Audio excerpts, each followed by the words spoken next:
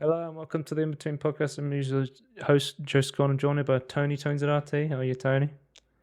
Hello, doing well on this definitely Sunday. Yes, it's Sunday. Well, yesterday Sunday was Mother's Day, so I'm assuming you were busy, right? Yep, that was the I was reason. also busy. Yeah. Oh, okay. Was Um, there a different reason?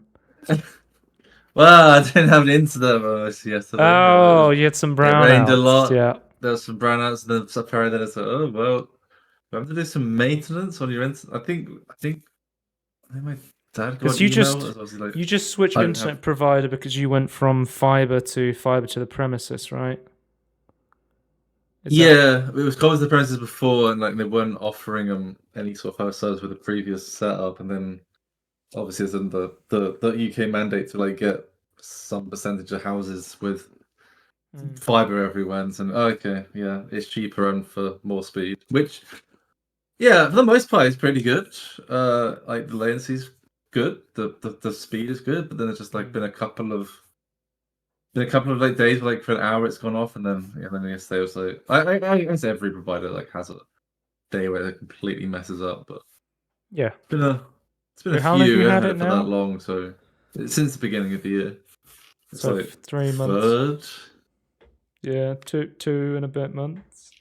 Yeah. Okay. So coming up this week, we've got Emulation is in trouble.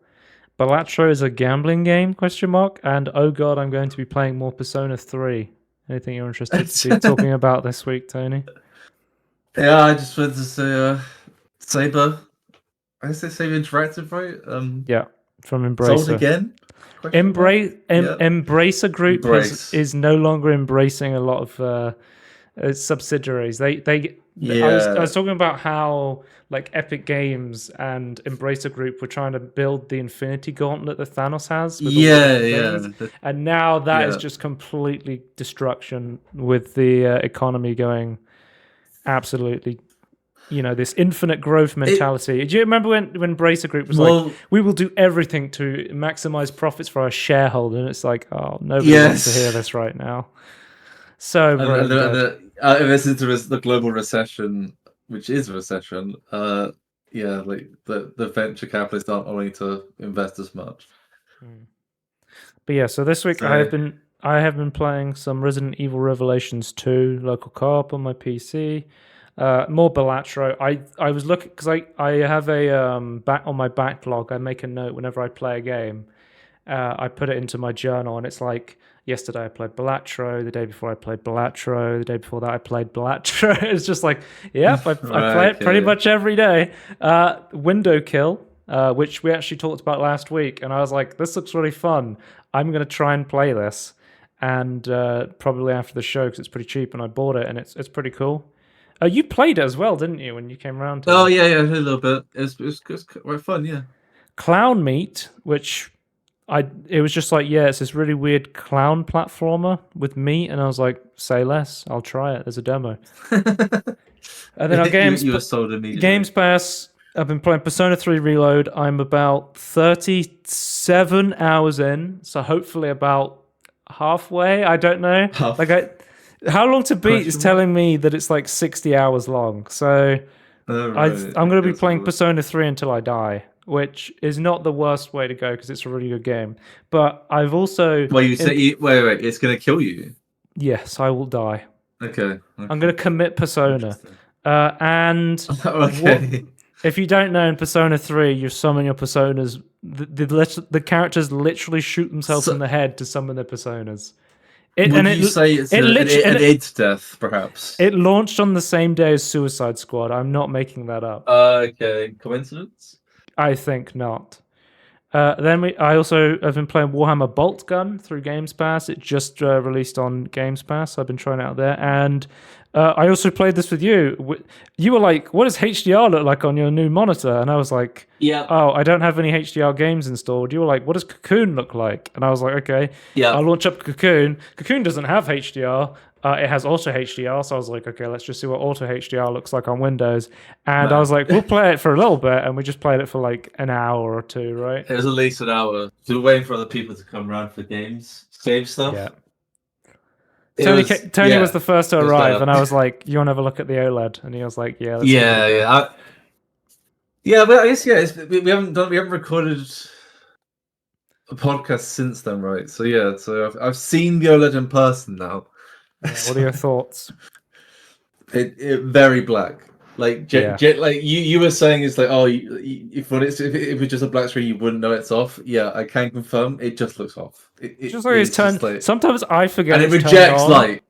Because crazy. I have my background. I have it. I've shown it off before, but it's just a black background, and then when you move, it creates lights. It's not like if I have my mouse off the screen, I'm like, oh, my monitor's turned off.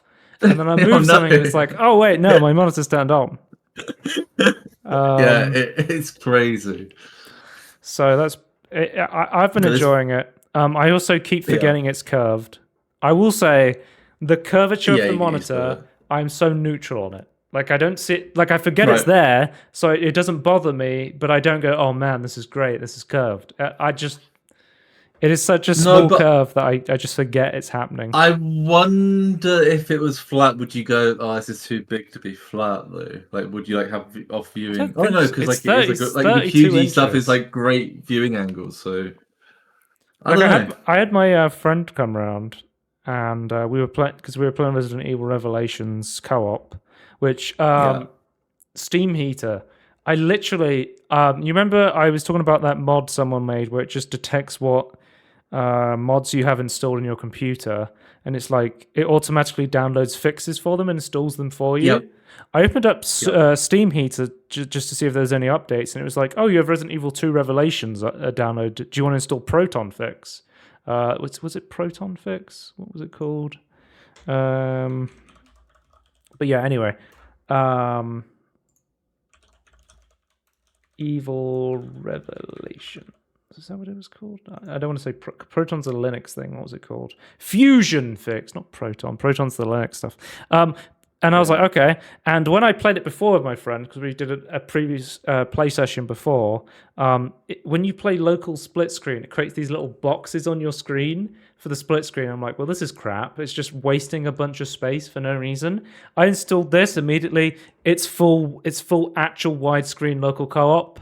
It does a bunch of bug fixes. It uncaps the frame rate. You can increase FOV. Like it has support for like ultra wide aspect ratios. Like, and I just literally loaded up Steam Super. I clicked a button and it just fixed the game for me. Like I really like this mod app. I think it's really cool. So yeah, that's pretty good. So look up Steam Superheater on GitHub. So this is a tangerine, I suppose, but is it actually this list is still like growing quickly or slowly but quickly? Yeah, it's still getting updated. The last update was 3 weeks ago. So it's still like a whitelist, right? They check every game. Yeah, and it's being made to set up to work on Linux and Steam Deck, which is super fucking useful because there's so many games that are broken on Linux and Steam Deck, and then modding them would be such a pain in the ass. But this will just let you do a one button. Okay, fix this, and it's I've used it and it's super useful. So I'd recommend this.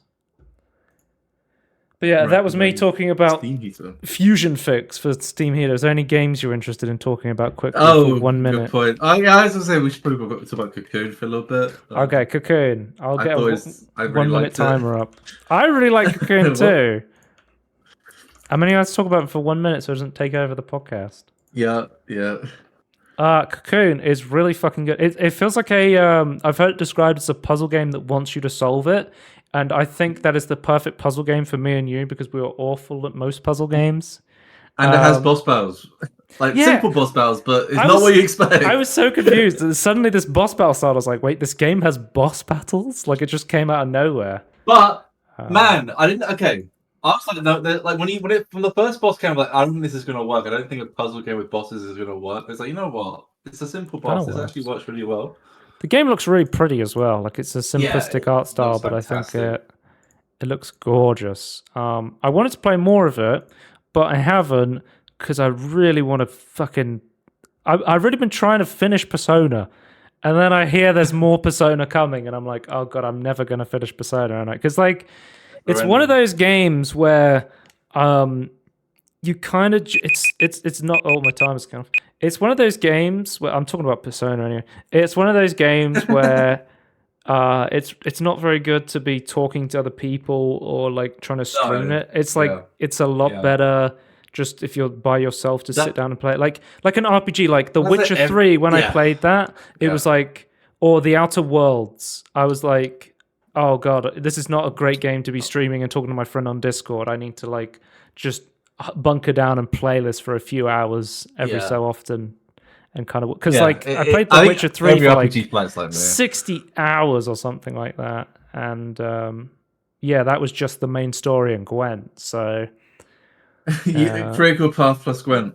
critical Gwent path, yeah. Critical Gwent, yeah.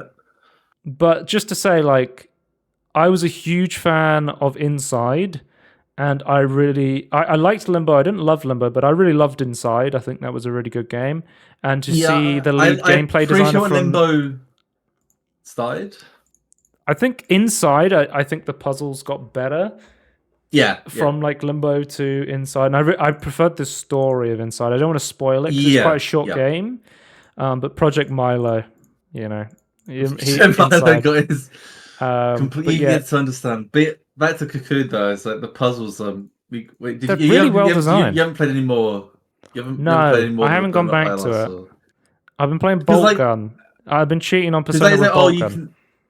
I didn't realize this because I knew it was like you go into worlds to do stuff that then activates stuff outside of itself. But I didn't realize that you could then bring orbs into, like you can like nest it one deep, and then it's like it's such a good design where it's like, oh, where did I leave it? Like it shows you where it is, like on the screen. It's like it's in this world. We should save this stuff for a tangerine, but you make changes inside the world, and then it changes outside the world and stuff like that. It's very interesting puzzle. I really like it. But I was actually, so my Games Pass was about to end, and I was like, well, I got to play a small game. I'll play Pursuit. I'll play Cocoon. And then I was like, wait, Persona 3 Reload just got added to Games Pass. I wouldn't like this game. I'll just try it out. And then I cheated on Cocoon with Persona, and then I had to get more Games Pass. And then I've been cheating on Persona with Cocoon. So it was only for one. It was one day on a weekend. But yeah, let's move on. So we got a big announcement this, I think a few days ago. When did this come? 5 days ago. Jensen's prophecy, the GeForce Now leak was correct. Ghost of Tsushima's director's cut is coming to PC on May 16th. I've been waiting for this one, by the way. I'm a lot more interested in playing this after playing Sekiro because I don't think it's that similar to Sekiro, but I'm just like, I want more samurai games. I just think this looks epic. And I love that they have this optional mode where you can have like this, like the cinematic letterboxed mode. I don't know if you've noticed that at all in the trailer, but you can have that in like the actual gameplay itself. You can have it like letterboxed, and I think you can also have like the Japanese dub as well, or English dub. Which I think will be like it's made to make you feel like you're watching one of those like Japanese samurai films. And I think the black bars will look great on an OLED as well. You know, extra black. You know, well, you just wouldn't see it. Yeah, just turn off those pixels. You know, so it's confirmed. It's confirmed Nexus, who don't miss when it comes to PC ports. So it should. Oh, you can have it in black and white mode as well if you want like a classic. Okay, there's just like loads of cinematic options, I guess. Okay, cool. Well, because they already did the direct, because it was it was a PS4 game, I believe, and then they did the director's cut edition to the PS5 with like a DLC. I don't think it was that much story, but I think it was mostly. I think it was mostly like an endless mode or like a co-op mode. I think was added to the version. I think for the PS5 upgrade, but this is essentially the PS5 upgrade, but with some extras added for PC. They're not going ham on this one, so it's going to have DLSS 3 and frame generation, but there's no. It will work well, but it's not. I believe there's no ray tracing on this one. They're not doing like a Ratchet and Clank where they're like. Or a Insomniac Spider-Man where they're just going, fuck it, turn up more ray tracing, go crazy. It's like, they're just going to do great upscaling, which is always nice to see. And then, you know, low latency, DLLA if you want to turn up the have better anti-aliasing if you've got the overhead. I'm probably going to try and play this at 4K 120. We'll see if I can get there without DLSS 3. Maybe I can go DLSS performance mode and try and do it that way. It's worth a shot, yeah. I genuinely want to try this as well. I think this looks really good. Yeah. It's not going to be a day one purchase for me like Ratchet was, but that was more me trying to vote my wallet and saying I wanted more Ratchet games on PC. I think because the only Sony games I've bought so far are Ratchet & Clank was a day one, and then before that I bought Horizon Zero Dawn. I was going to say Forbidden Dawn. That was Forbidden West is the second game. I bought that on sale because it was really cheap. Like, I'm not that interested in playing it, but I thought I'd give it a go because it was cheap. And then God of War, which I'm really interested in trying because I've played every God of War game up until the God of War. You haven't played Boy yet? No, I have not played the new God of War game. Like, I went back when I had my PS3 and I got all of the PS2 games that they remastered onto the PS3. I played through all of those, and then I got the God of War games remastered from the PSP onto the PS3. I played through those, and then I played God of War 3. So I've played every single... I think I even played God of War Ascension, the weird, like, prequel one. The fourth prequel game, right? But yeah, I'm excited to play through the new God of War and have the second God of War game come to PC as well. So that will be good. But that is the trailers for this week. I think I've got more trailers, but they're more organized. We have announcements. They're organized. Multiverses will share news about its relaunch on Monday. So it seems like Multiverses is preparing to relaunch, which I'm mentioning now because usually I don't mention announcements, but you were around like 2 weeks ago, and I pulled up on my Steam Deck because I have installed on my Steam Deck Multiverses so I can play local co-op on it because I miss playing Multiverses so much. It was such a fun co-op platform fighter game to play. A 2v2 by built ground up, which is a good idea. Yeah, it was really well made. It was really fun. And I was like, man, I want to play more Multiverses. And then suddenly Multiverses is like, oh yeah, by the way, we're coming back. And I'm like, okay, I got to get my friend that I was playing this with, and we got to play this again. And this time, they won't shut it down. Although this is a Warner Brothers thing, and I don't know if you've seen what Warner Brothers is doing recently with like fucking shutting everything down. So we'll see how long this lasts for. I would argue Warner Brothers has never been a great company, and they just do weird stuff, and then suddenly it's like, oh no, that's now what you like to go on. Well, they released more of a trend these days. They released the Suicide Squad recently, which they were like, it's a AAA game that is $60, and then also has like a bunch of microtransactions and is a live service game. Nobody wanted it because it was made by one of the best single-player game developers out there. And then it didn't sell very well. It's currently like already on like I think like a 40% sale right now after being out for 1 month. I'll just double check that quickly because the Suicide Squad's it's been a month already. 40% sale, so it's down from £60 down to £35 already after 1 month. Okay, well, yeah. And they were like, well, we put this out there and nobody liked it. I guess everyone hates AAA games. We'll go back to making free-to-play shit. And it's just like, they just completely missed the point. Yeah, that's what happens. That's a flawless interpretation of the situation. It's like results-based analysis. It's just like, oh, this didn't do well. I guess this sucks. I guess nobody wants AAA games. What's the phrase where it's like your own actions force the future based on your own predictions? I can't remember. Like, Nostradamus, really doomed prophecy. I don't know. It's something like that, but it's really obvious. I just can't think of it right now. Right. Then we also have announcements announcing Flat Out Ultimate Carnage Collector's Edition. Flat Out, the old game, has been completely updated. It's now Steam Deck verified. They removed the game to Windows Live DRM. They've added achievements. They've added additional languages and fixed bugs, crashes, and improvement loading times. And the launcher is now optional. pressing play directly launches you directly Oh, into the thank game God. from the Zoom platform team. Please, just make that default. Paradox. So I don't know if you Learn from know this, please. the Zoom platform team, but the Zoom No, platform well, guys I don't think are so.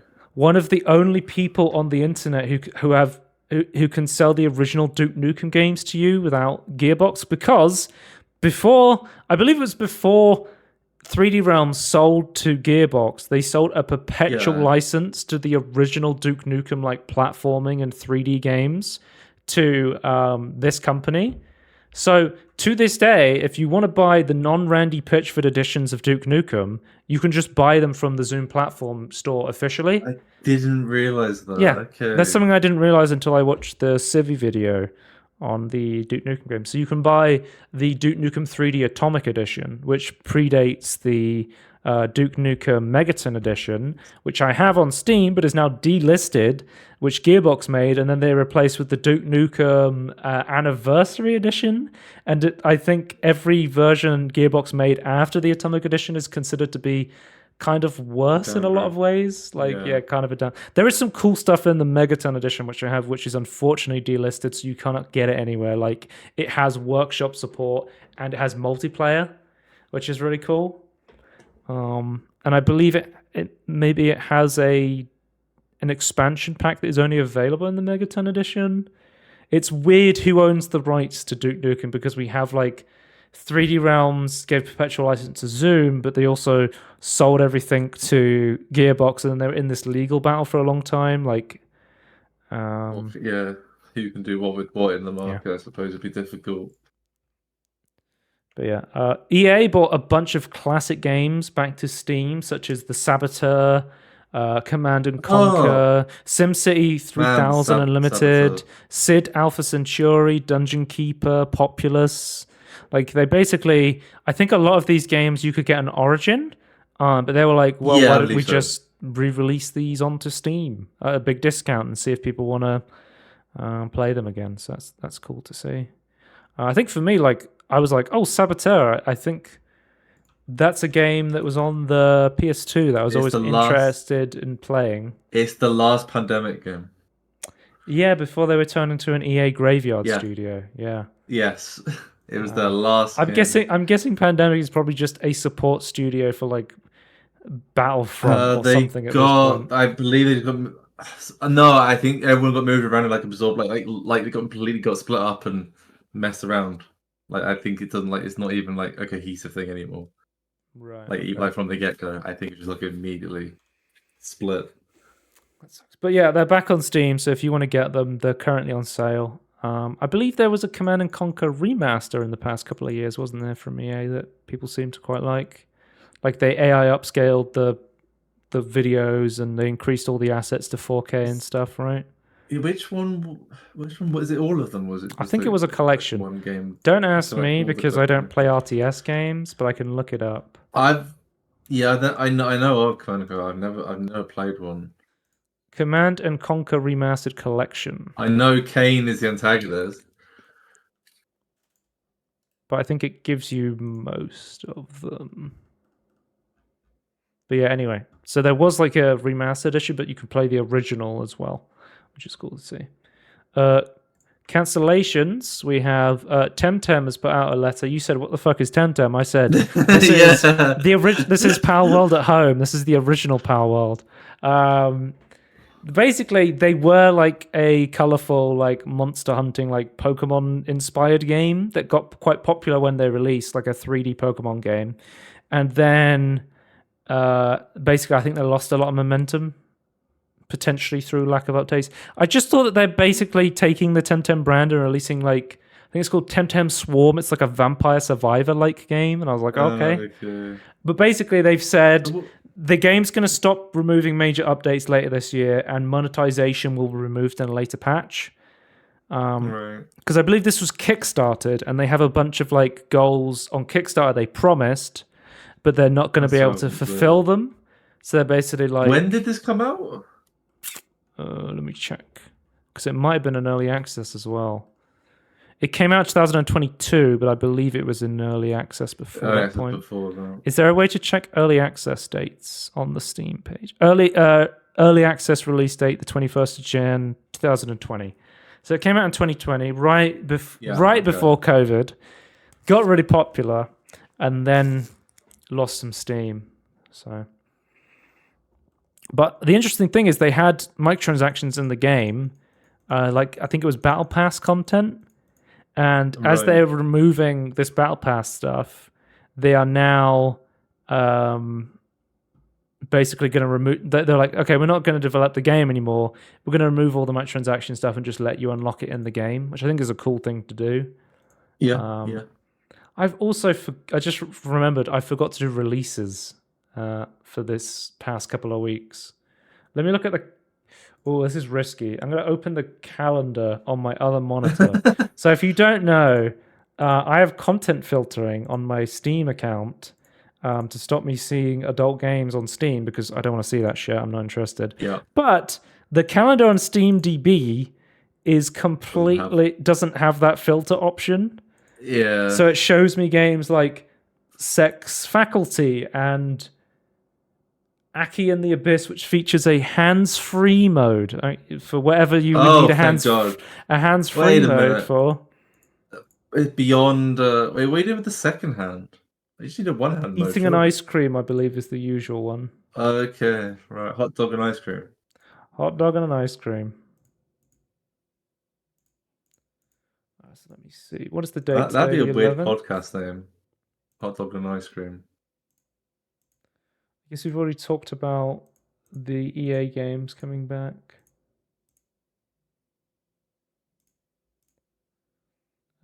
There's not too much, to be fair, that's come out from releases I wanted to talk about.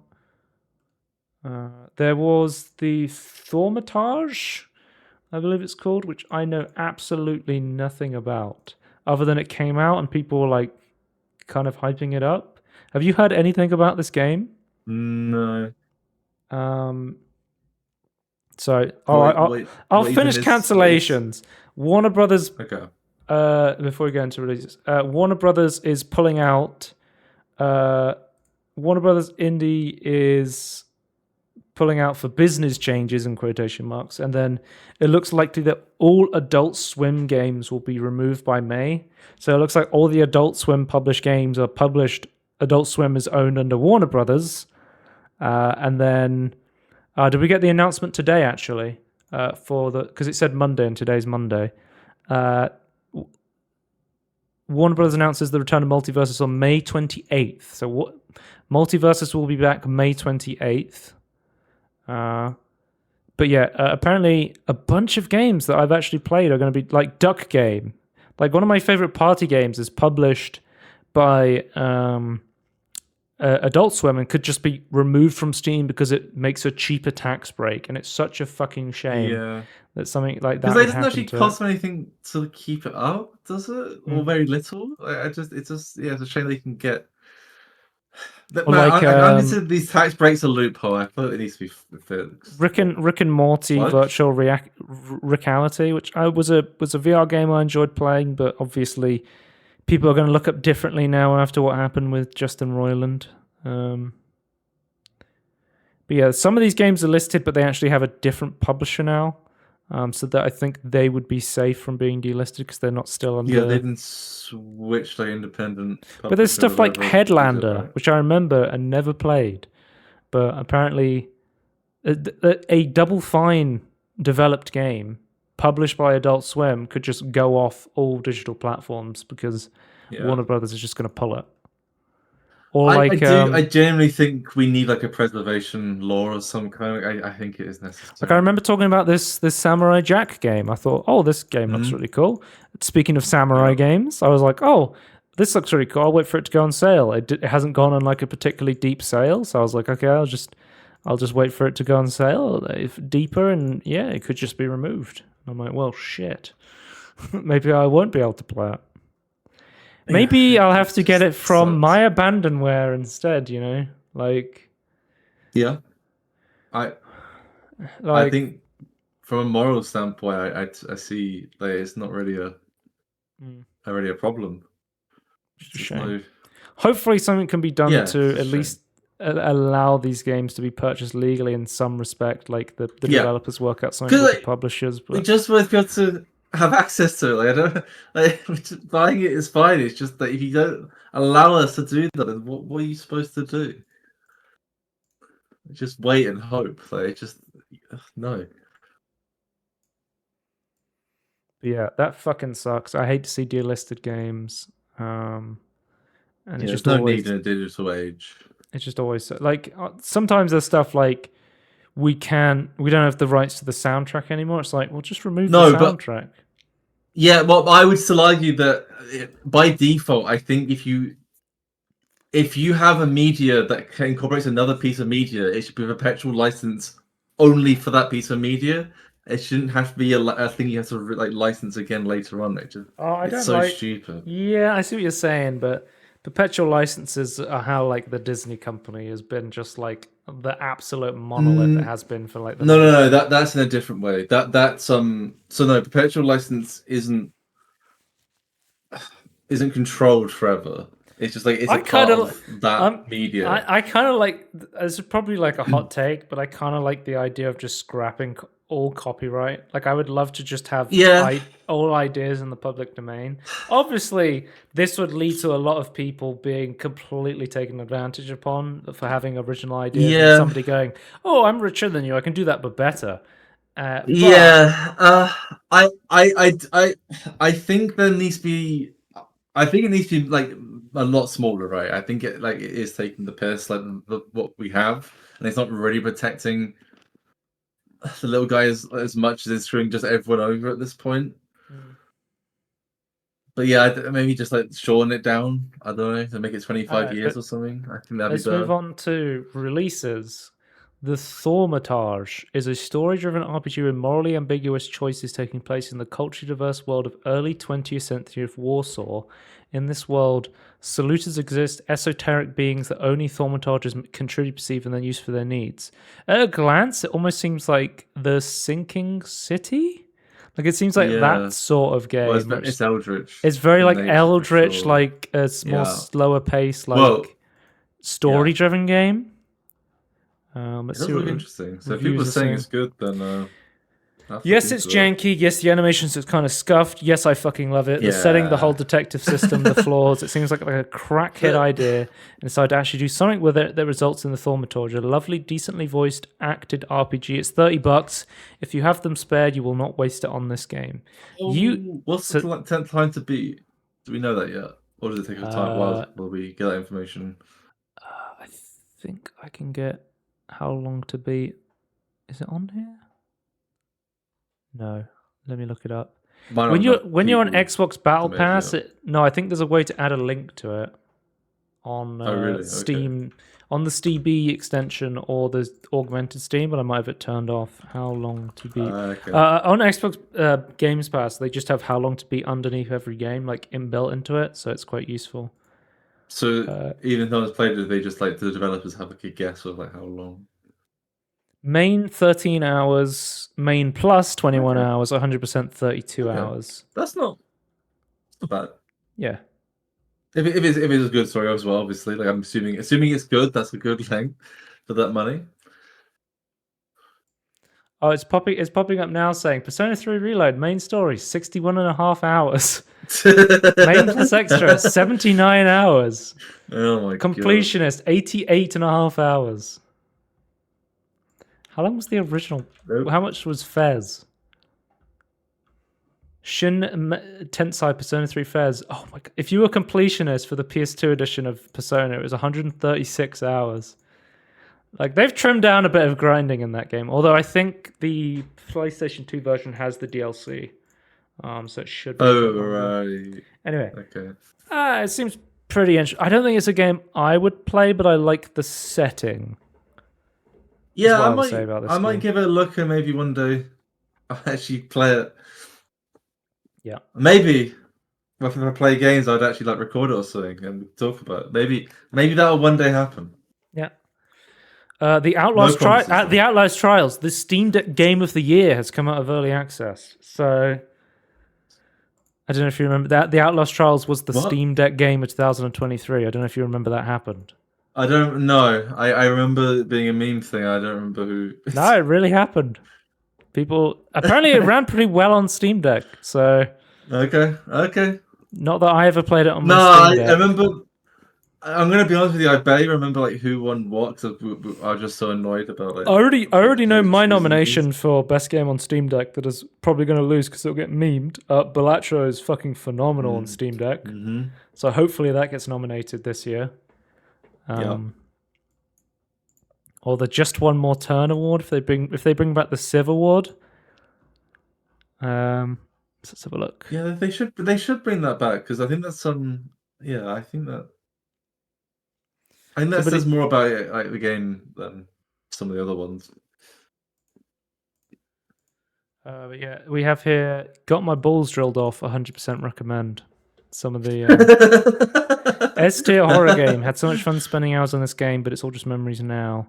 I saw a review of somebody I think it was on Reddit saying basically it is very much like that Outlast feeling where it's like, oh god, I'm gonna get. It's like hide and seek horror.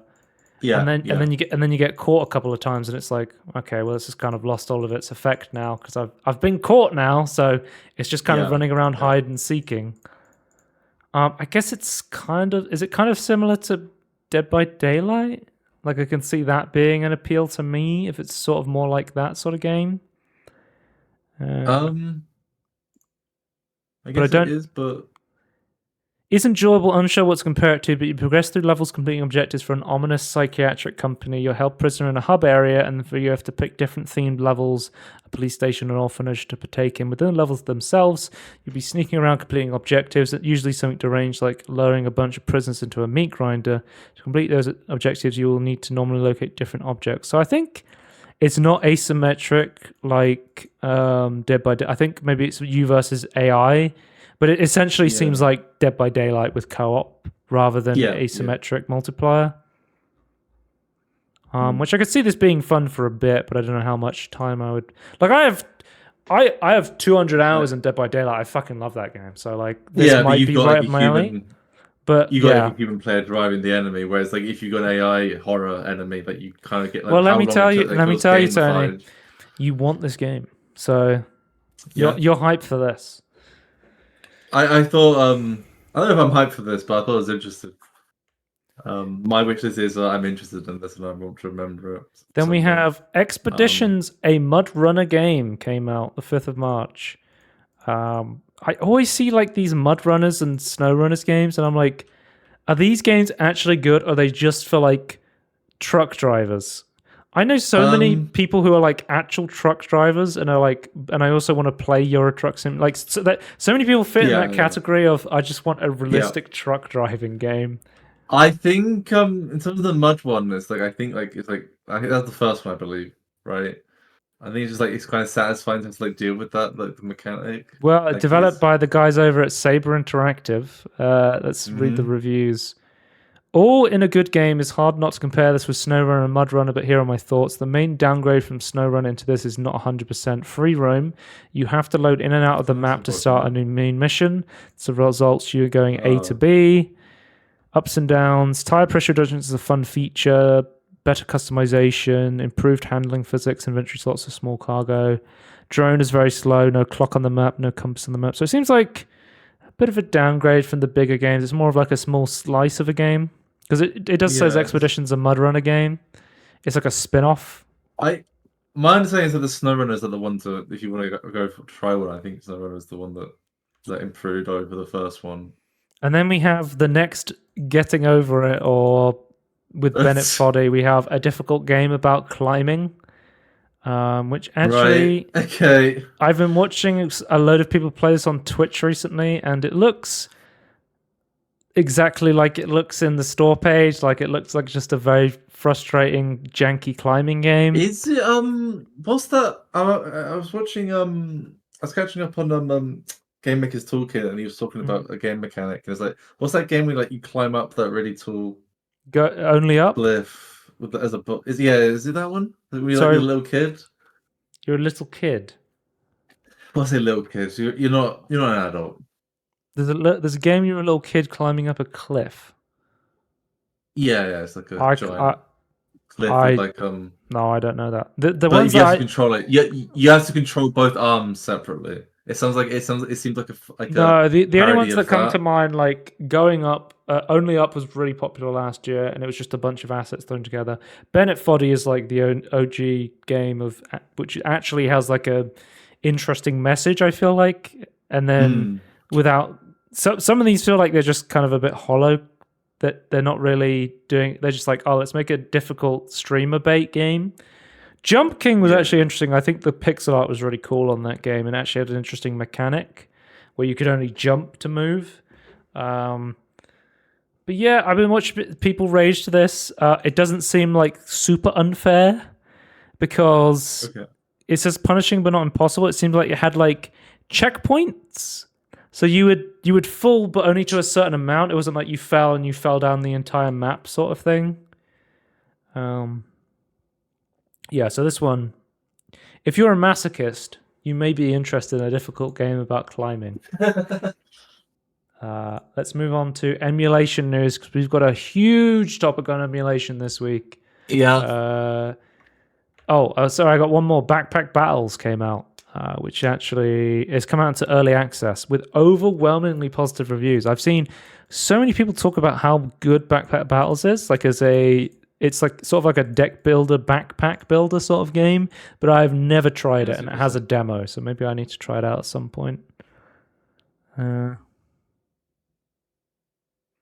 yeah, it's like it, but it's like it's not. It's PvP as well. So you build a backpack and you fight against other people's backpack. Oh, okay. Oh, you like raiding their But I houses? think I don't think it's like on a timer like Battlegrounds or something. It's more like Super Auto Pets, where it matches you up against somebody off the clock. Is how I would assume it. But obviously, I don't know much about this. But it's people are really happy with this game. So maybe I need to give it a try at some point. I mean, I've been playing a fuck ton of Balatro, so if there's another deck building game, I'm in. Roguelike deck building game, you know? But yeah, let's move on to Emulation Retro. Switch emulator Yuzu shuts down as it agrees to pay Nintendo $2.4 million. So Yuzu settled out of court, which last time I was talking about how it would be beneficial for Yuzu to fight this and go to court and be very good if they could win a judgment. Obviously, it would be very bad if Yuzu went to court and lost, because the last precedent we have on legal emulation is like Sony versus Megatronics from like 2000 or 1996 or some shit like that. Like Sony emulation case. Let me look that up. Which they tried to sue versus Kinetics Corp, which was back in the year 2000. I was right the first time. But yeah, they started the development of the Virtual Game Station, which software that emulates Sony's popular PlayStation video game console. They tried to sue them based on them reverse engineering the PlayStation and making their own machine that could play PlayStation. And they were like, well, you can't do that, we're suing you. And they were like, no, we reverse engineered it, this is backed. And basically Sony lost the case. And this is like one of the last like emulation video game emulation cases we have is from like the year 2000, which is kind of nuts. But yeah, so if they had gone to court and lost, it'd be very bad, because then that would be precedent, and then there would be a lot more cases that would come up. But we had. So as a result of this, it will surrender the yuzu.mu.org domain. So the website for Yuzu is down, which it's been handed to Nintendo. They've agreed to delete not only copies of Yuzu, but all the circumvention tools used for developing or using Yuzu, such as Tegra RCGUI, Hecate, Atmosphere, Lockpick, DCRM, ND Dump Tool, NX Dump Fuse, and Tegra Explorer, and hand over any physical circumvention tools, devices, and modified Nintendo hardware to Nintendo. It also agrees to not delete any other evidence that infringes on Nintendo's IP rights. So, yeah, this kind of sucks. Yuzu was an open source project, and it can't host the code anymore because it's had to be taken down.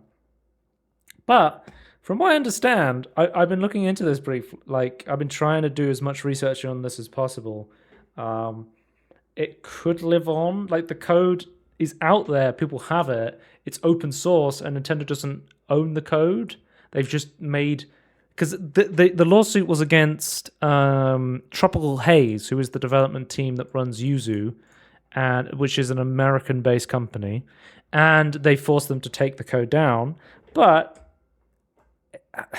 obviously, the way open source works is you can own open source code while still, not necessarily having anyone just use it and do whatever they want with it. But surely another emulator could take this open source code and use it to build their own version of Yuzu in all but name, and there wouldn't be anything that Nintendo could do unless they wanted to file another lawsuit based on no precedent, because they're just using open source code, which Nintendo doesn't have any intellectual property in, and has only got Tropical Haze to take down from their GitHub and website. Yuzu was the emulator that was also the most against piracy. Like literally, if you tried to put in a ticket of support and say, "Hey, I need help," and they were like, "Found you? Oh, I'm using a obviously pirated version of this game," they would go, "No, we're not helping you. Don't pirate games. This is not an emulator for piracy." They were completely against it. But I guess Yuzu just got too popular. They started to eclipse Ryujinx, and when Tears of the Kingdom came out, like one of the most searched terms was Tears of the Kingdom Yuzu. Like I was using Yuzu on my PC and my Steam Deck because Yuzu was more performant, especially on lower end devices like the Steam Deck. It was just like I think the big difference I found between Ryujinx,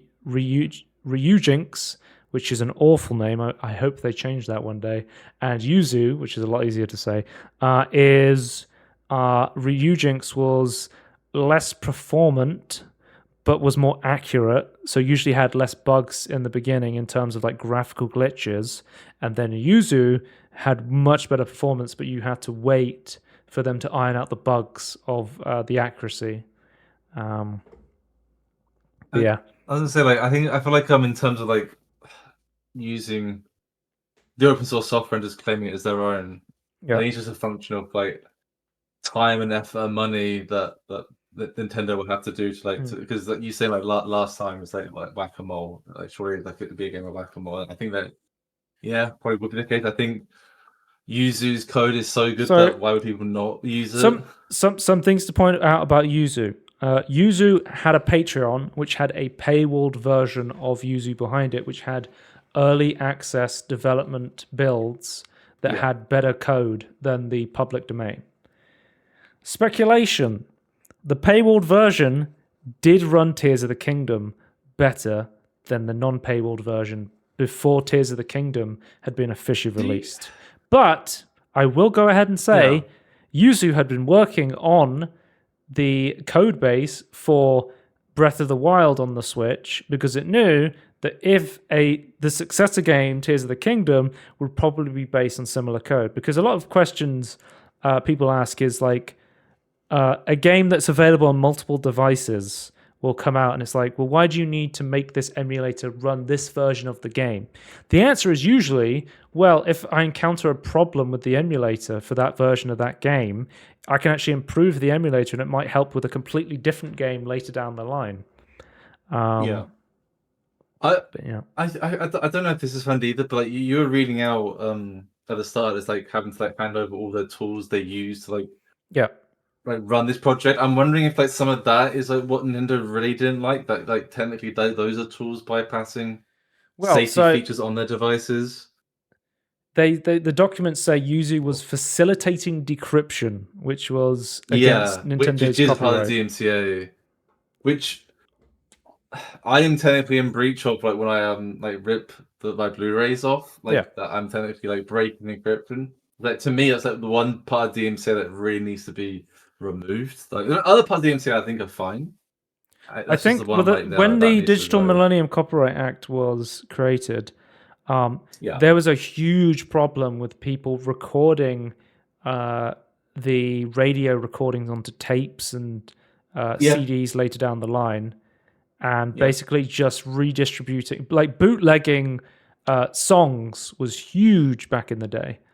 People would just copy tapes and send that to somebody else. And the reason the So DMCA was made was because, if we let people rip media from their physical media, they're just going to bootleg a billion copies and hand them out, and completely I feel like going back um, to like Gabe's like rampant. famous service quote. Like I feel like in some extent though, it's like they're also their own folks. They failed. The people who owned the copyright failed to distribute it in a convenient way, and that is like so convenient to put like multiple shows onto a single device back in like Yeah. late 90s, early 2000s sort of time. And it's like, well, you kind of didn't keep up with the times. Like Yes, they own the rights to it, like I but remember when I was a kid, I had like a TV adapter for my computer. So I had like an antenna yeah, where I could watch TV on my computer, yep, and I would yeah, I did. record episodes of Family Guy that were playing on the TV, and I would take that video file and I put it on my MP4 player, which Yeah, at the time was a Creative Zen. If anyone remembers the Zen from Creative, it was like one of the first like old school MP4 players, and I would watch that on the bus with adverts because I didn't edit the video to remove adverts. So it was just like I just recorded like you just skip along. but like I'm sure there's some law that says I probably shouldn't do that either, right? That's probably like No, is there laws against recording television that broadcasts? yeah, that is actually underneath. I'm pretty sure under the millennial copyright is in there somewhere as well about like you're not meant to. I think you can like record it for like you can record it for later for Yeah. your own personal use, but you don't own it and you can't distribute it. I never DMCA, distributed it but anywhere, and I only watched it no, no, myself. no. But to me, it's like the spirit of the law should be is like if I own because I bought like my Blu-rays, right? Like Yeah. I bought these copies, I should be allowed to transmute it any way I wish. I just can't distribute it. That like I don't think we need the encryption part of it at all. It just should be: have you distributed it? Are you trying to Are you going to circumnavigate the copyright? Like it shouldn't have anything to do with whether it's being encrypted or not. And I feel like that's where the lobbying from people. I'm pretty sure Sony was a big one in that DMCA stuff and some other ones. But they really wanted that in there because that's what they were using. And I would argue too aggressively they were using that to like keep track of and who try and control stuff that they should have total control of. Mm.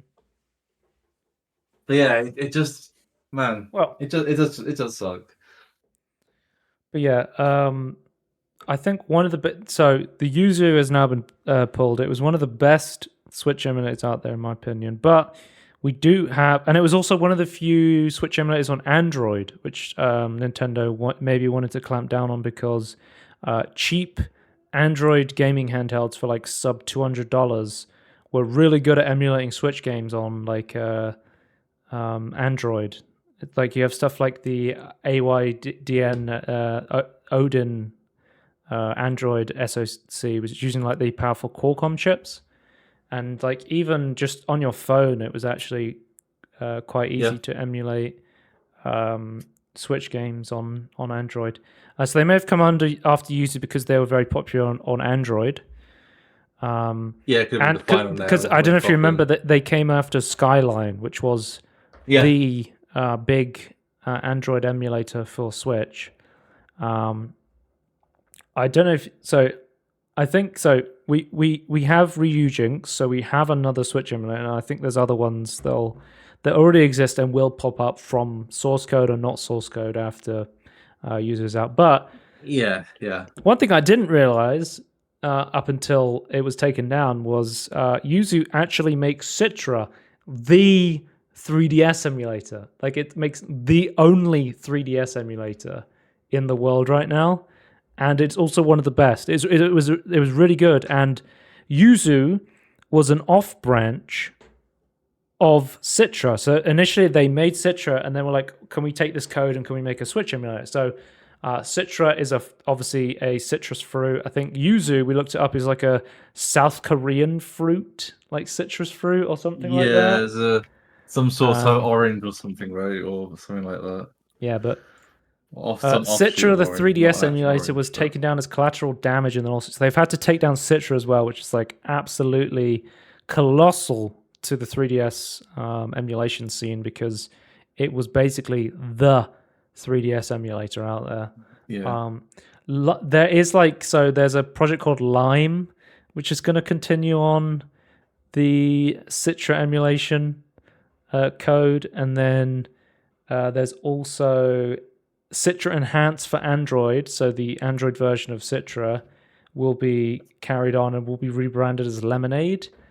But he basically Oh, said okay. that they switched to a new code while developing Citra, and he's not familiar with it, so it's basically not going to have any updates for a while.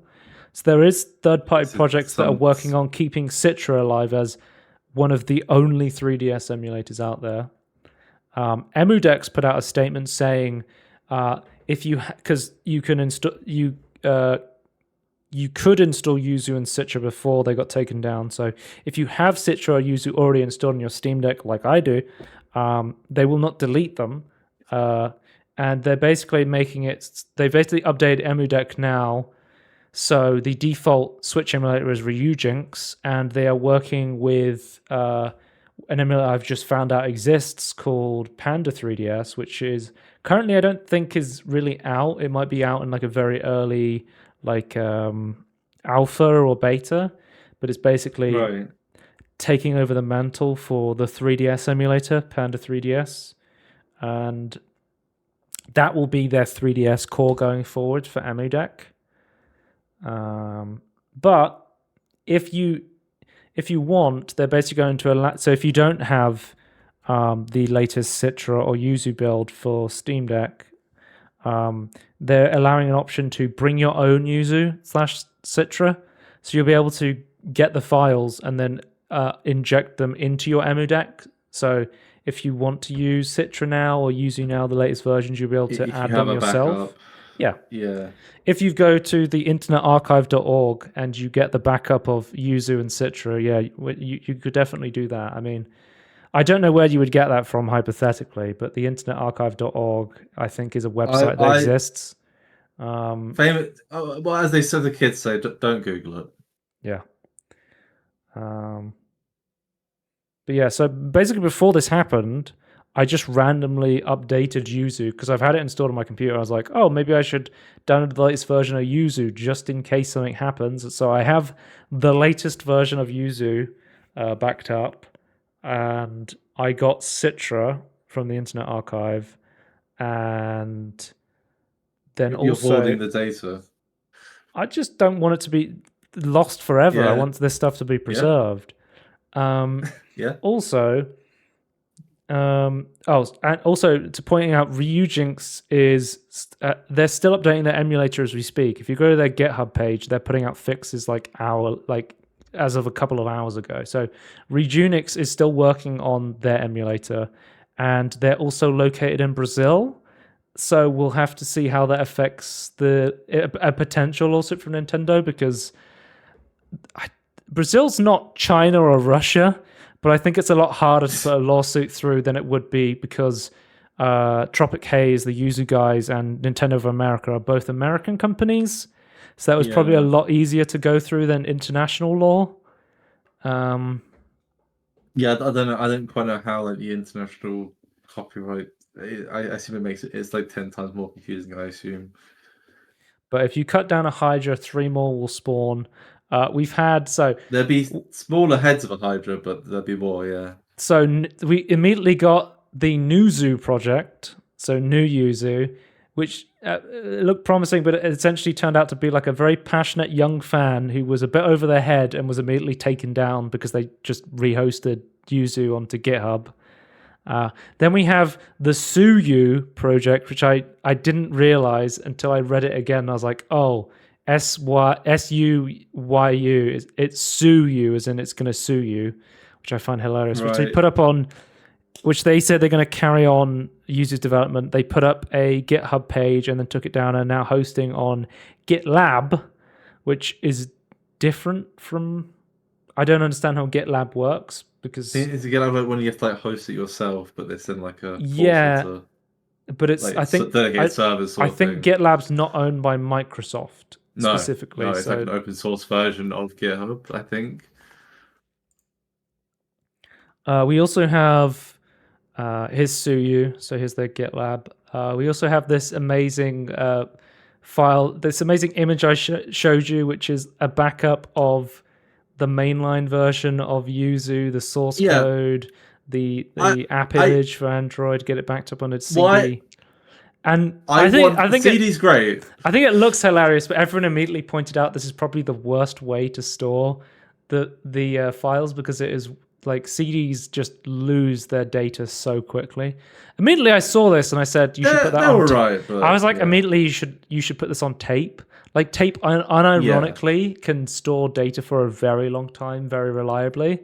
I just think it's like if you're going to by theme, like it's just very slow.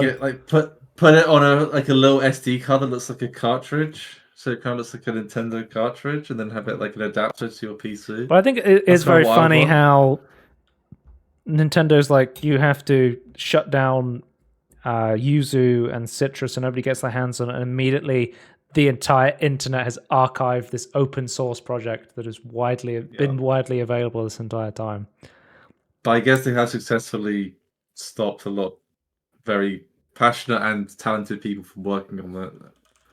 I don't know if you've heard about like the Internet Archive, but from what I understand, sued for books. Yeah, they've been tried to take down several times, but like, good on them for keeping it up and just allowing people. They need to fight. They need to get money to help fight. Yeah. Also, if you like pineapples, pineapples are still up on GitHub. If you look up pineapples allowed to stay up? I don't know. So the early access version of Yuzu was basically somebody kept forking it and uploading it to GitHub, and basically they tried to take them down and they never could. So the early access version of Yuzu is still up, but I don't want to point directly to it because I feel like if Nintendo were to see this, they could immediately go and take that down. So there's just some information. But yeah, this is I remember saying like 2023. This is going to be the year for emulation, and it was. I played a ton of emulation.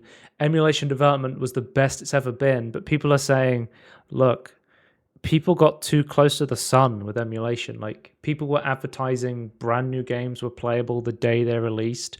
Emulation got super popular. And I think it was just like an Icarus situation where, despite the fact that I don't think emulation did anything illegal and shouldn't be taken down, the big players that are billion-dollar companies are still going to come for them. The way it currently operates. Especially if they think that, even if it's not true, if they think they're losing money from day one sales because of emulation. So yeah. 2024 could be the year for emulation going down. We'll have to see, or going back into the shadows, as some have put it. Emulation Station DE or Desktop Edition was launched. So this is like an Android front end for your emulation devices. So it lets you basically add cover art, and it's just basically an app cover end for Android. It's also on the PC as well, but this is specifically the Android version. Was released onto the Amazon App Store because it was taking so long to go onto the Google Play Store.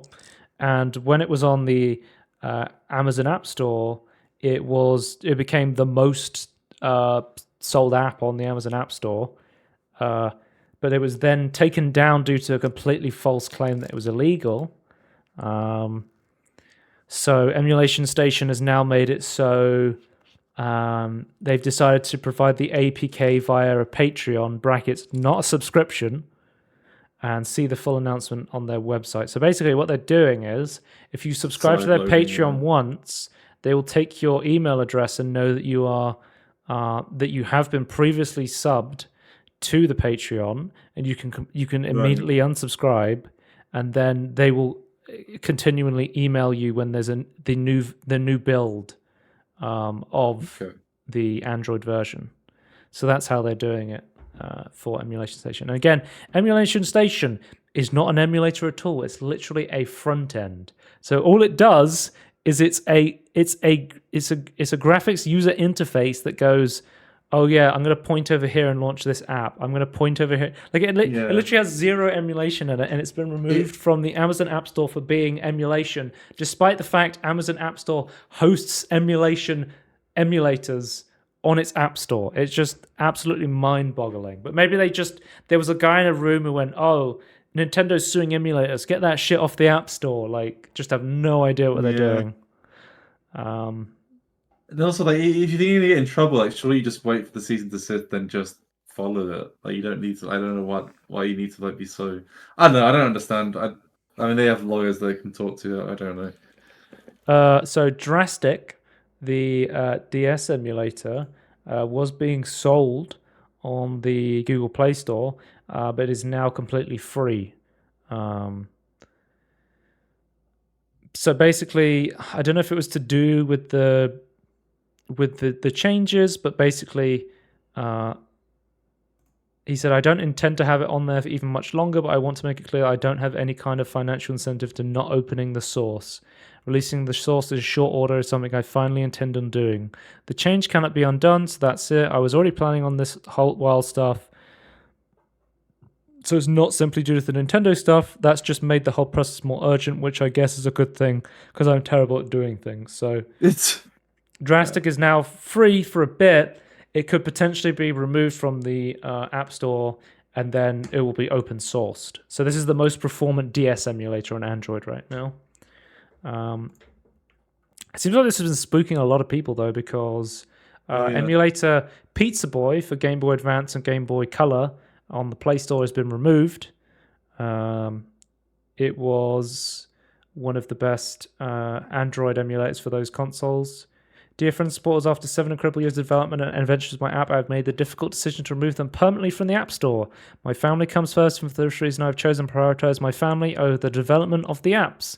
I want to thank each and every one of you for your incredible support over the years. Your words of encouragement, feedback, and constant support have been a source of inspiration for me and my work. Thank you again for everything. You've been fantastic. With gratitude, David.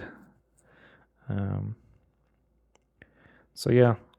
Pizza Boy, Drastic, User, and Citra. There's been a lot of changes to emulation stuff. It's getting a lot less easy, but again, this stuff will be backed up and there will be new people that pop up. I think we're just gonna have to wait for the lawsuit stuff to die down. People will get less scared, and I think people are always going to emulate stuff. Like, you're never going to stop emulation, I don't think. Like, it's even if there was a lawsuit that went through and a big company won, it would just go more underground. It's not going to stop. And there's still people that be willing to fight. Just need to find the money and Final piece of emulation news: Infinity Blade's unofficial PC port now runs on Mobo, a Android. So they got it running on Android, which is how I found out that the iOS game from 2010, Infinity Blade, is got an unofficial native PC port, which is kind of nuts. It's been reverse engineered, or basically this game has been unavailable on any platform for the past 5 or 6 years. And there's a native PC port you can get from the Internet Archive, and I've downloaded it and tested it out, and it has they've you can have additional graphics settings, you can play in 4K, you can change the FOV. I've been trying it out on my PC today, and I'm like, oh, this is really good, and it now also runs on Android, so you'll be able to play it on Android phones. It's a W for Android gamers. The last advantage of being on iOS, Infinity Blade, is gone. Well, I guess it's been gone for a while, because unless you had this downloaded and backed up on your iPhone, you haven't been able to play this for a long time. It's not even available. Okay. Yeah. You cannot buy this or purchase this or play it in any way officially. It's essentially abandonware status right now. Yeah. Man. Preservation. Needs to I be just a thing. remember at the time, like being at school and my friend pulling this up on his phone. I was like, just being amazed that the graphics could run on a phone. I was Yeah. like, this is No, nuts. that's at the start of like the smartphone era as well. Like it's a very, Mm. very basic hardware. Yeah. Yeah, really cool to see that there's a native I collect native PC ports. This is one I've added to my collection. And it's also on Android as well. So those gaming handhelds that are on Android and your phone will be able to run this. So that's good news for emulation. Finally, one piece of good news this past couple of weeks for emulation. Hopefully this stays this way. Let's move on to Blunders. Oh, Tony, more great news. Roguelike game Balatro moved from storefronts for gambling content. So Yeah, I did see that happen. Balatro is a poker roguelite, but it doesn't actually feature any real gambling mechanics at all. Actually, and it doesn't like recommend or like encourage people to do. Doesn't real encourage gambling. There is no monetization in the game. In fact, if anything, it teaches you how to cheat. Yeah, there are count cards. Yeah, just add more different cards. Like it's just cheating. But overnight, there was an age rating change, and basically this meant it went from like a 3 to an 18 plus because they went, well, this is a gambling game. So then it was basically removed from a bunch of storefronts on March 1st, and in some countries, digital storefronts in some countries for console platforms. Presently, we cannot estimate with complete confidence which stores it was removed from, but our hope is that only a minority of stores will be affected. We are highly confident the game will remain available on PC stores, including Steam. But yeah, the Balatro Battle statement is saying that the developer of the game is very much against gambling, and it's nuts when you have games with like you have games like fucking Fortnite with actual like in-game gambling mechanics and stuff like that, where it's like, oh, this is for everyone. And it's like, well, this game looks like a gambling game, but it isn't actually. But it's like, but even I just want to point out, assume it is. I just want to point out, in a lot of countries that that define gambling, poker without real money betting isn't considered gambling. So even in the countries in the EU that have this, like, it doesn't actually consist of gambling because there's no other way to put money in. It just looks like a gambling game, and even then, it's not a gambling game. You don't have any actual bets, so man. But yeah, it's really dumb. That's the big blunder. That's the big blunder. That's not Yuzu being taken down by Nintendo. Yeah. Then we have tech news. So last week I reported on Microsoft was announcing something called DirectXR, which I assumed and many people reported on was probably going to be Microsoft's own upscaling technology. It turns out that's not the case. This is actually a new pipeline for basically an SDK for developers such as NVIDIA, AMD, and Intel to basically add generic support for all the upscaling vendors into your game easily. So it's like it's a new like Windows API. So you put DirectXR into your game, and if you do that, you should be able to like natively support DLSS, FSR, and XeSS. And I think NVIDIA had their own version of this, which was like NVIDIA Streamline, which immediately FSR was and AMD was like, no, we're not going to do that. And then I think Intel was like, yeah, sure, we'll do that. So you had some games that had like XeSS and DLSS. Some games have just DLSS. Some games have just FSR. Some have a mixture of the others, you know. But if we can get like all upscaling methods into current games, I think that's going to be a huge boon given how like heavy games are becoming. I don't know how like this is, but I guess technically it could theoretically go for a pathway for like another one. I don't know. I don't know how plausible that is, but if another one came along, I'd be like, oh, add that to this as well. Lossless scaling, which you wouldn't need to put into here, but if there was but I just hypothetically, just like it's nice to have it as this package. So, if there was if somebody else was going to make a GPU that had AI, or even not specifically AI upscaling, but Who else? Well, it might be like a project that like just like like they don't have any hardware, Tony. but they have like certain software skills. China 2025. They want all China you product. think- The China upscaling. Add it. Microsoft. But Microsoft wouldn't really be able to integrate it into Red Dragon upscaling. I can't wait for it to come out. Yeah, Microsoft will be banned from putting it in. Secretly Taiwanese, but yeah, definitely China. And then also we got the announcement of GDDR7 memory spec has been announced, and apparently the 50 series is going to have GDDR7 and will have massive bandwidth. I think it's like 500. Yeah, we got. Is it like Micron and Samsung are the two like big players, right? Like part of this. I honestly didn't put like a link to stuff because I was like, I can't really comment on like GDDR memory. I really don't know that much about it technically. But I know it comes in a product. I know currently most GPUs are using GDDR6. GDDR7 should be better, so we should see performance and bandwidth. I believe it's going to make it so we're probably going to get graphics cards with higher memory bandwidths per standard. We'll get less like 8 gigabyte cards and more like 16 gigabyte cards. Hopefully, less videos or 12 gigabyte cards rather than 8 gigabyte cards.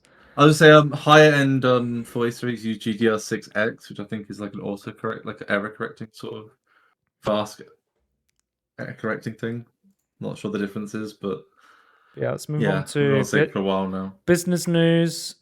Toys for Bob is going indie. So Toys for Bob was the development studio under Activision Blizzard that was making stuff like the Spyro games, the Spyro Reignited trilogy.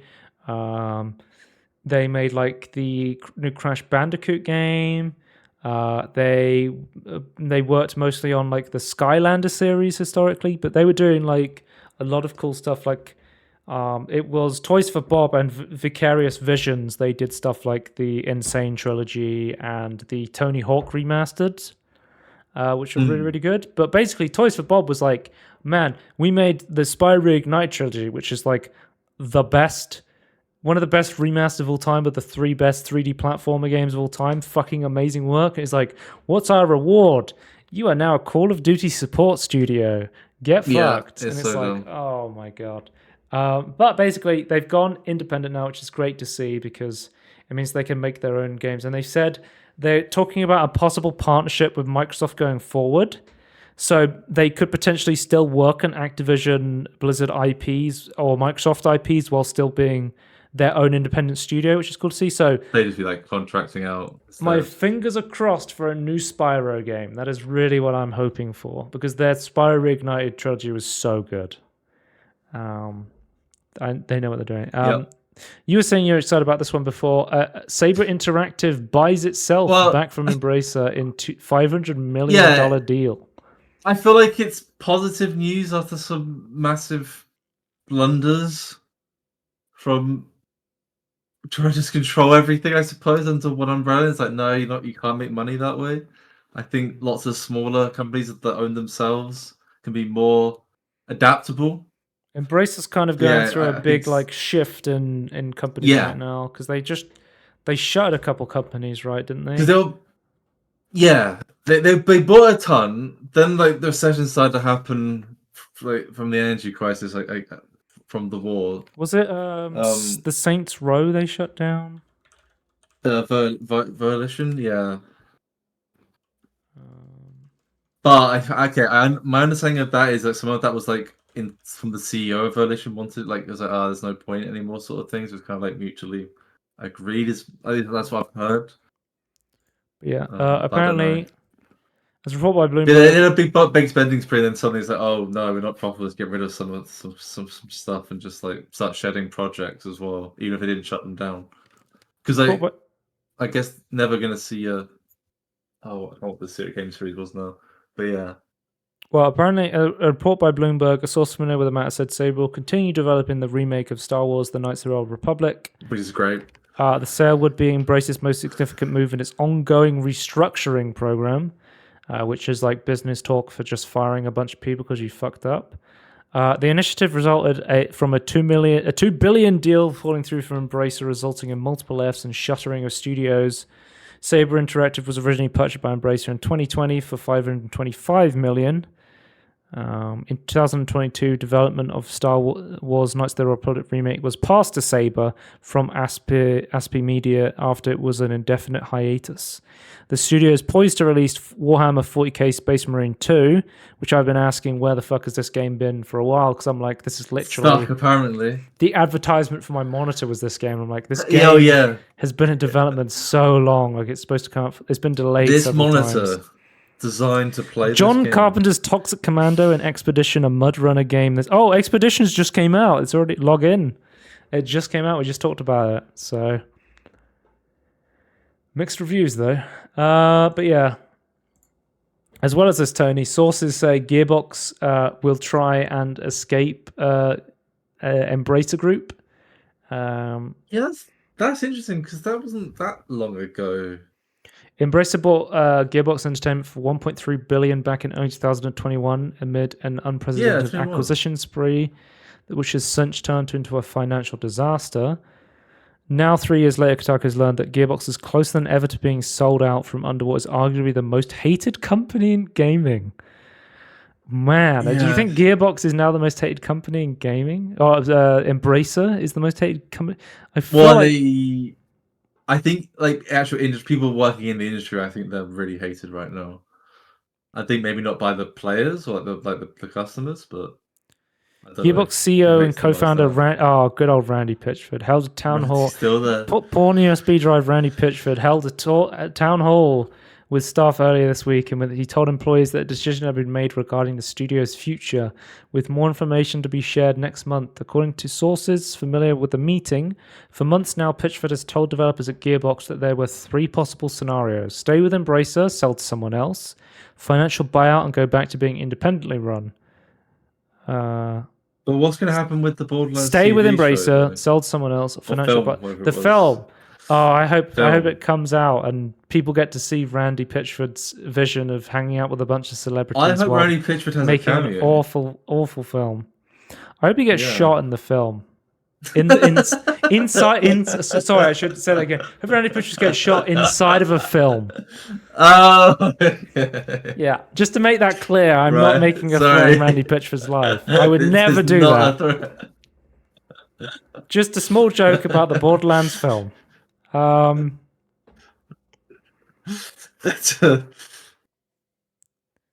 yeah, Bracer did not immediately respond to a request for comment. Pitchford sent Kotaku the following statement, indicted that what we might be up to is interesting enough to people that you want to make a story about for your readers. I'm honored and humbled that our company is a topic of rumor, speculation, and discussion. As always, we will be thrilled to share whatever we have, projects to announce or news to share, as we work hard towards our mission to entertain the world. Man. So yeah. Have to wait and see what happens with Let's see what Randy does with the Gearbox. See what happens there. How many words was that sentence that Randy said to say nothing? It's solid 30, right? It was a few sentences, yeah. Yeah. Also in tech news, Tony, we had Apple reversing course. So Apple terminate Epic's account. So there was an EU legislation that went through that said that Apple had to allow third-party app stores on iOS, which was a mandated EU change because they were like, you have a monopoly on iOS right now because you only allow the App Store in there. Epic basically were about to release their own third-party store to compete with the iOS App Store. Epic and Apple have big beef because Epic tried to sue Apple. So in retaliation, Apple completely terminated Epic's account just before this mandate went through. The EU was going to investigate this, and then Apple said, whoops, wrong button. Actually, we've decided we're not going to terminate your account. So we weren't supposed to do Apple has reversed course, unbanning Epic. Following conversations with Epic, they have committed to following the rules, including our DMA policies. As a result, Epic Sweden AB has been re-permitted to sign the developer agreement and accepted into the Apple Developer Program. So yeah, I don't know if this was a result of them being scared of being investigated by the EU, or because Epic was like, okay, we'll agree to your terms, just let us release our own store on iOS. But the timing is very sus from Apple. Yeah, it's very sus, and I think the EU would have actually done something about it. I think in the US, like, Well, it's like kind mostly of like 50-50 whether tech something happened, companies but are so used to just being like, well, we broke the rules, give us a slap on the wrist. yeah, And but then that's the change rapidly in the EU, and like there's a lot of the political EU's actually coming will in and to going, like go no, after them. you're breaking the Yeah. law, change your system or you're banned from the European Yeah. Union. And And then someone else will take over. Finally, our main news was we had an Xbox partner preview. Tony, we have Persona 3 Load expansion pass. Just when I thought I could finish Persona 3, they're going to release DLC, which I was like, I didn't know. I didn't know it had DLC. Apparently, the original Persona 3 had a complete expansion built into it on the PS2 that was called The Answer, which was a story that follows Aegis, one of the personas you meet through the story, which I've met, so I know this character now. And it features the original PS2 game focused like a combat-focused story. And I believe, from what I've read, the original The Answer, like bonus content from the PS2 version, is universally very heavily disliked.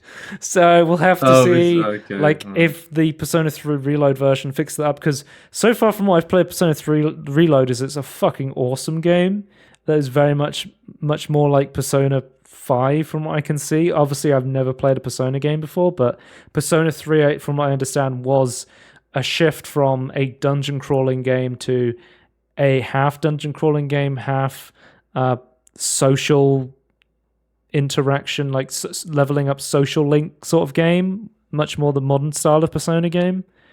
So yeah. And then Persona 5 Persona 5 was more of like a mix, more towards like super stylized, like clean line, like anime style, like super stylish sort of Persona games, which Persona 3 is much more in the style of Persona 5 on the Reload version. What were you going to ask?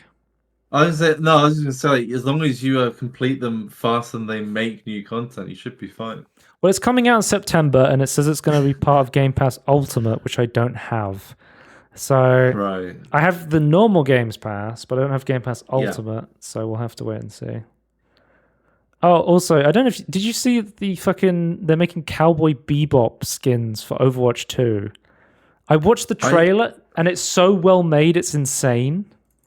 Okay. Like it's the tank opening from Cowboy Bebop. Like, it's not...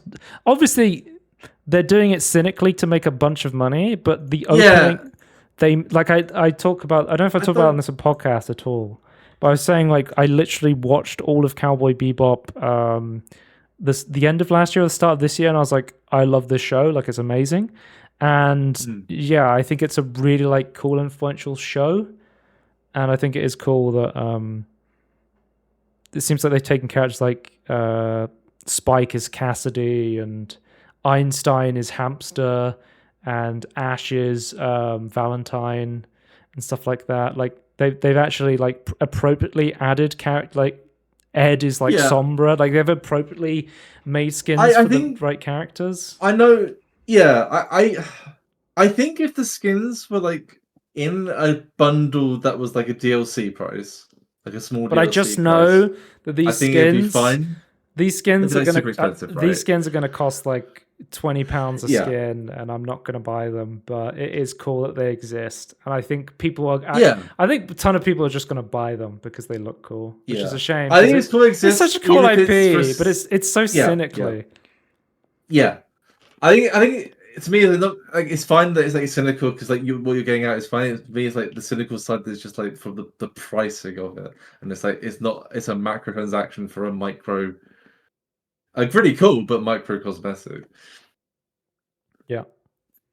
Anyway, I wanted to talk about that briefly because I thought the animation they did was really cool. Then that was good. Next up on the Xbox, well, I guess that's an Xbox partnership because it's not third party. That's a first party one because they own Activision Blizzard now. But it's a third party thing. But the conference we're talking about is like a third party thing, and I don't know. I saw this game. I'd never heard of it. I have no fucking idea about it, but monster trucks look fucking cool. This game just looks fun to play. That's literally the reason I put it in there. You're a monster truck fan, aren't you? Monster Jam Showdown just looks like a really fun game. Like that, literally. I saw this and I was like, I want to play this. It looks fun. So if this comes to Games Pass, I'm going to play it on Games Pass if it comes there. I don't think it's been announced for console. Surely. Just it's announced for Xbox coming in 2024. So I don't even know if it's going to be on PC, but it looks cool. I want to play it. Tony, here's a big one. You might be interesting. Speaking of the Thaumaturge and the Sinking City, the Sinking City 2 has been announced. So we're getting now that Frogware like officially owns all the rights to their own games. they have enough, and I guess they have enough money to just do it themselves or with Microsoft, I guess. So. But they're making a second Sinking City game, which is a eldritch horror, like psychological game about monsters, story-based sort of thing. I think you're a detective as well, potentially. Yeah. I mean, my understanding is the first game has a little bit of janking, so hopefully maybe this is more polished. But other than that, I think it is I'm assuming it's going to look really cool and probably be very janky. Yeah. I'm expecting it to be slightly janky, not very janky, but it depends. I guess what do you mean by where are we drawing the line? I suppose. I don't know. I have to wait and see. And then finally, we have the announcement of the Stalker Legendary of the Zone trilogy, which is for the first time. The original Stalker games are coming to Xbox, so you'll be able to play through the original Stalker trilogy on console, which is cool to see. It may be on PlayStation as well. I'm not sure, but this is the first announcement that it's coming to Xbox. But I think it's cool that I've never played the Stalker games. I literally played Metro for the first time last year or the year before, and I've heard they're like Metro but way more hardcore simulation, which makes me less interested in playing them because I was like, I really like Metro Exodus, but I was like, I wish there was less hardcore simulation stuff. Or if you are doing it, don't make it annoying, or make it more authentic, not realistic. But I know that Stalker Studios had a bunch of setbacks with the war and stuff, so nice to see that these much loved games are able to be played by more people on Xbox, which is cool to see. But yeah, that is the end of the podcast, Tony. You can check us out, youtube.com at Everything In Between Podcast is our handle, twitch.tv/Scorn if you want to check us out live, at Scorn2000 on Twitter if you want to follow me there for some reason. I never post. shows.acast.com/everything-in-between-podcast. If you go on there, there will be all the episodes with links to the Apple Podcast and Spotify version, the audio-only versions. And we'll see you next time. Goodbye. Bye.